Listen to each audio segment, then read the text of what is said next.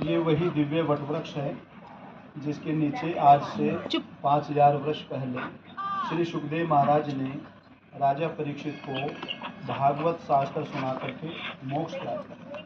जो फल भगवान के साथ में रहने से पांडवों को नहीं मिल पाया, वो फल परीक्षित को प्राप्त हुआ। पांडवों को क्या मिला? स्वर्ग, और परीक्षित को मोक्ष। जिस मोक्ष के देवता भी भागवत तो आप सभी जगह सुनते रहते हो। आजकल तो भागवत की बर्बाद है, हर प्रदेश में भागवत हो रही है, टीवी पे भागवत आ रही है, सब जगह भागवत होती है। लेकिन कभी कभी ऐसा अवसर जीवन में कभी कभी कम मिलता है कि जहाँ से जो चीज़ शुरुआत हुई वहीं का दर्शन होता है। जिस बड़ के नीचे 5000 साल पहले राजा परीक्षित बैठे थे, आज जीवन में आप भी उसी बड़ के नीचे बैठे नहीं। कथा जो है महाभारत काल से जुड़ी हुई है। जब महाभारत चल रहा था तो अश्वत्थामा ने पांडव समझ के पांडवों के पुत्रों का वध कर दिया था, ठीक है। और बाद में उसके अश्वत्थामा की मणि निकाल ली, चोटी काट दी, उसका अपमान करके निकाल दिया। उसने सोचा बदला लूंगा पांडवों से। उसके मन में आया पांडवों का मरहन अभिमन्यु चक्र के मारा गया, उत्तरा के ऊपर छोड़ दिया और भगवान ने उस बालक की गर्भ में रखा। वो बालक आगे चल के परीक्षित के नाम से विख्यात। परीक्षित के समय में कलयुग का आगमन हो गया और कलयुग को रहने के लिए परीक्षित ने कुछ स्थान दिए। कौन कौन से स्थान दिए? जहाँ जुआ खेला जाता हो। जुआ खेलने वाला व्यक्ति कितना भी बार जीत लो फिर भी हार जाओ, फिर भी सोचो एक बार तो जीतूंगा, लगे रहे। और जुआ खेलने वाला कभी धनवान नहीं बनता, बिगड़ जाए। जहाँ हिंसा होती है, जानवरों का वध करता है, तो उसे दया की याचना करे, वो नहीं करेगा। जहाँ परिस्थिति का मन हो वहाँ तुम रहो। तो उन्होंने कहा महाराज सारे स्थान ऐसे देते जा रहे हो, आप मुझ में दोषी दोष देख रहे हो। कह रहे तुम्हारे में गुण क्या है? कहने महाराज मेरे में तो वो गुण है जो किसी युग में नहीं था। कि तुम्हारे में कौन सा गुण है? महाराज और युग में हजारों साल तपस्या करनी पड़ती थी, तब जाके फल की प्राप्ति होती। और मेरे समय में तो कलयुग केवल नाम आधारा देखा। तो कलयुग के इसी बात से परीक्षित बड़े प्रसन्न हुए और उन्होंने कहा था कलयुग से, जब मांग जो तेरी इच्छा, सोना चांदी हीरे मोती जो तुझे स्थान चाहिए वो मिले। तो इन्हें कहा महाराज जो भी आपको लगे, जाओ तुम सोने में वास करना। सोने में बहुत लोगों का लोभ रहता है। अब कौन से सोने में कलयुग रहता है पता आपको? जो आप कान में पहनने माला अंगूठी जो पहन रहे सोने की, सब में कलयुग बैठ गया, ऐसा नहीं है। जो अनिति से कमाए हुआ धन है, चोरी से कमाई हुई संपत्ति है धन, उसमें कलयुग का वास है। जो मेहनत की कमाई से है उसमें कलयुग का वास है। और फिर आप कहोगे तो कलयुग उसके मुकुट में कैसे पहन बैठ गया? परीक्षित के जब राजसू यज्ञ कर रहे थे पांडव, उस यज्ञ का एक नियम था सभी दिशाओं के राजाओं को अपना अनुकूल करना। और जरासंध का पांडवों के अनुकूल नहीं था और भीम के द्वारा जरासंध का वध हुआ था, तो निशानी के तौर पर उसका मुकुट उठा ला के राजकोष में रख दिया। अब आने वाले समय परीक्षित राजा बने थे, उन्हें क्या पता पूर्वजों की संपत्ति तो हमारी है। भाई तुम्हारे दादाओं ने जो पिता ने जो कमाया उसके बारे में तो तुम्हें जानकारी है। हमारे पिताजी ने कैसे कमाई कर की है, पर तुम्हारे दादाओं ने कैसे कमाया होगा उसके बारे में थोड़ी जानकारी है। तो उन्होंने कहा हमारे दादाओं का ने तो भगवान का संग किया, तो हमारे यहाँ तो कुछ गलत हो ही नहीं सकता, ऐसे मन में विचार। तो उनको वो मुकुट बहुत पसंद आ गया और उन्होंने उठा के पहन लिया। और मुकुट किसका था? जरासंध का। और जरासंध पांडवों के अनुकूल नहीं था। क्यों? पांडवों की तरफ कौन थे? कृष्ण भगवान। और कृष्ण भगवान की जो मामियाँ थी कंस की पत्नियाँ, वो किसकी पुत्रियाँ थी? जरासंध की। तो बैर भाव रखता था जरासंध। तो भीम के द्वारा जरासंध का वध हुआ तो वो मुकुट उठा के रख देता। उन्हें क्या मालूम, आज वही मुकुट परीक्षित ने पहन लिया, कलयुग को अवसर मिल गया। ऐसे दुष्ट राजा का मुकुट आया हुआ और पहना। अब आप जब मुकुट कोई चीज़ कपड़े पहनते हो, कोई भी चीज़ पहनते हो, पहनने के बाद शीशा देखते हो नहीं? अच्छा देखो शीशा कितनी बढ़िया चीज़ बनी है। इसे हर व्यक्ति के कोई आयु का कोई भी वो देख लो उसे अच्छा लगे। तो राजा ने मुकुट पहना और शीशा देखा, चलो शिकार खेल ले। शिकार खेलने जंगल में चले गए। उनको वहाँ प्यास लगी तो एक ऋषि के आश्रम में पहुँच गए। किस ऋषि के आश्रम में पहुँचे? बहुत जगह पे क्या होता है कि कथा तो सुनने जाते हैं, भीड़ तो लाखों की हो जाती है, आधे लोग तो वहाँ पंडाल ही देखो जा, कितना जोरदार, कितना चमक, कितना सजा रखा। भोजन और कथा थोड़ी थोड़ी सुनो। अब आप कहोगे भोजन थोड़ा, भाई थोड़ा भोजन करोगे ना पाचन शक्ति ठीक रहेगी, थोड़ी कथा सुनोगे ना तो मेमोरी में बड़ी रहेगी, ध्यान रहेगा ये प्रसंग कहाँ का है, क्या चल रहा है। तो उनको जो है समीक ऋषि, अब ऋषि भजन में बैठे हुए थे और बार बार जल मांग रहे, मुझे जल दो, मुझे प्यास लगी, मैं परीक्षित बोल रहा हूँ ये वो।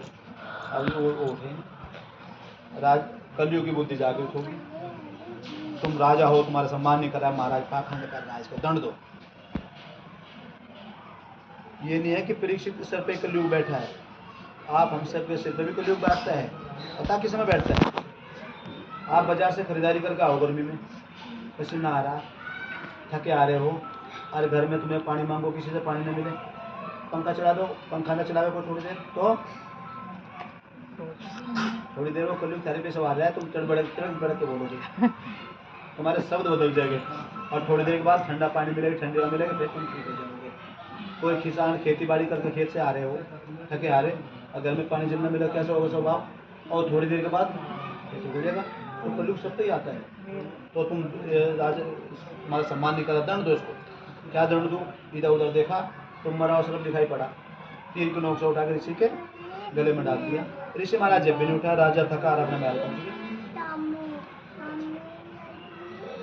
जल पिया, जैसे मुकुट उतारा, अरे मैंने क्या कर दिया, मेरे पूर्वज कितना सम्मान करते थे, संत महात्मा का मैं सिर्फ डाल के आया हूँ, लोग क्या कहेंगे, सवेरे जाऊँगा क्षमा मांगूंगा। उधर क्या होता है, कुछ ऋषि बालक उनके शिष्य के पास जाते हैं, दौड़े पुत्र के, जल्दी चलो श्रृंगी ऋषि के पास, क्या हुआ, अरे कोई राजा बाबा गले में सिर्फ डाल के चला गया। उन्हें बड़ा क्रोध आया, राजा होकर के संत महात्मा के गले में फूलों की माला की सिर्फ डाल रहा है, क्या सोचता है भगवान अपने धाम में चले गए, हमें कोई रोकने वाला नहीं है, अभी दंड देता हूँ। नदी का जल लिया और शराब दिया, शराब डाला तो शराब पे काटने से मृत्यु हो जाएगी। शराब दे के बाबा के पास आए, रोने लगे, उनकी समाधि खुली। ये मजाक किसने किया हमारे साथ, मालूम नहीं बाबा, जिसने किया हमने को दंड दे दिया, क्या ऐसे शराब दे दिया। उन्होंने ध्यान लगा कर देखा, तुमने तो बहुत बड़ा पाप कर दिया, एक छोटी सी गलती का मृत्युदंड दे दिया। ऐसे धर्मात्मा राजा को, जिसको घर में भगवान के दर्शन हो गए, उससे बड़ा भगत कौन होगा। जाके उन्हें खबर करो। एक शिष्य को हस्तिनापुर भेजा, थका आ रहा, राजा भी अपने महल पहुंचे थे, और उन्होंने जाकर द्वारपाल ने जैसे बताया कोई देशी महाराज आए हैं, तो उनका स्वागत किया, महाराज जो भी दंड देना चाहते थे, यार मैं दंड के लिए नहीं डालता हूँ, कहने के आपको ऐसे शराब ले चुका है, आपके जीवन के 7 दिवस है, एकांत जगह पर जाकर व्यतीत करो। तो राजा परीक्षित हस्तिनापुरी गद्दी अपने बड़े पुत्र जन्मेजय को लेकर इस पावन स्थल यहाँ क्यों आए, गंगा जी तो हस्तिनापुर के पास भी थी, इतनी दूर आने क्या जो। जैसे संत महात्माओं का भजन का केंद्र है नैमिषारण, लखनऊ के पास सीतापुर जिले में पड़ता है, इस क्षेत्र का ये था। कैसे, आपने एक कथा पढ़ी होगी, सुनी होगी, कभी हस्तिनापुर के राजा हुए थे दुष्यंत। तो दुष्यंत राजा शिकार खेलते खेलते कर्ण ऋषि के आश्रम में गए, शकुंतला से भेंट हुई, गंधर्व विधि से विवाह हुआ, निशानी के तौर पर राशि सिंह अंगूठी दिया। उसी समय दुर्वासा ऋषि वहाँ पे आए, उनका स्वागत नहीं हुआ। दुर्वासा ने शकुंतला को श्राप दे दिया, जिस राजकुमार के इसमें हमें भूल, एक दिन यही भूल जाएगा।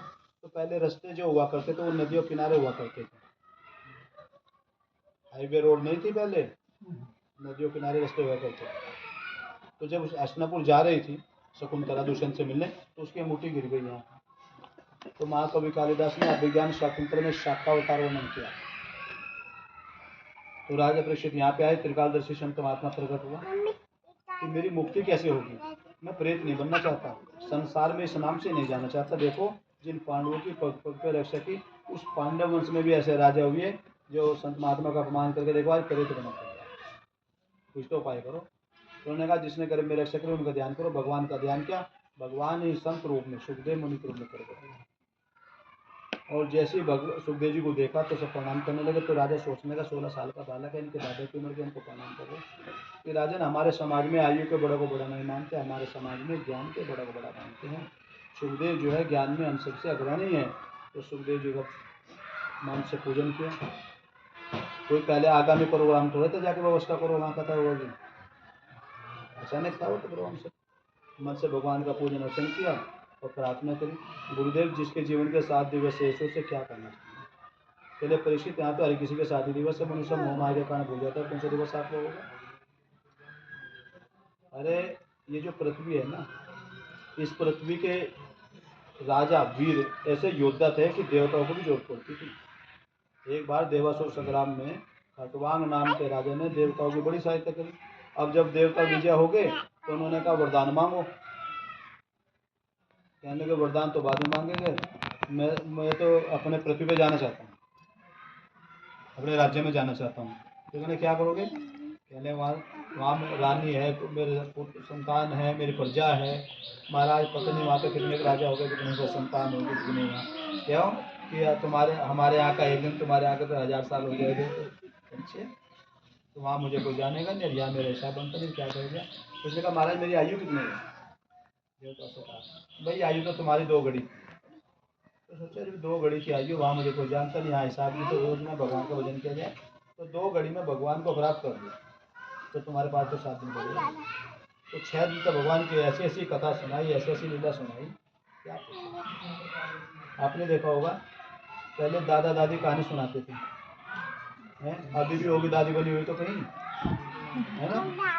दादी जी कहानी सुनाते थे ना, तो दादी बच्चे दौड़ के आते थे, दादाजी कहानी सुनाओ, कहानी सुनाओ, तो वे पग दाबते थे, आशीर्वाद मिलता था, हैं? अब नहीं, दादा दादी आ गए मैदान में। अब इनकी कोई जरूरत नहीं। अब ये सोच रहे थे कोई आओगा पग तो दाबते, और उन्हें कहो बात दाबते, हर तो कूद कूद के पढ़ते बच्चे फिर